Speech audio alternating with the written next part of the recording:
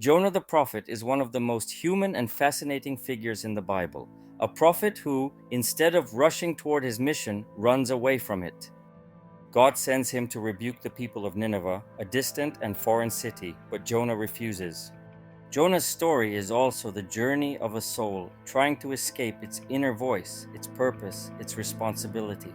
Yet even when he thinks he has gone far away, God meets him in the heart of the sea, in the depths of the great fish, and teaches him that truth and compassion know no borders, no nation, no religion. But where did all this take place? Right here, in the land of Israel. Join us for a special tour following Jonah the prophet and his story. We'll stand at the ancient port of Jaffa, where his journey began, and perhaps continue north to the region where he was born. Together, we'll listen, reflect, and uncover the secret of Jonah, the prophet who tried to run away, only to discover that what he was fleeing from was within him all along. Join us to a special tour with Israel in You.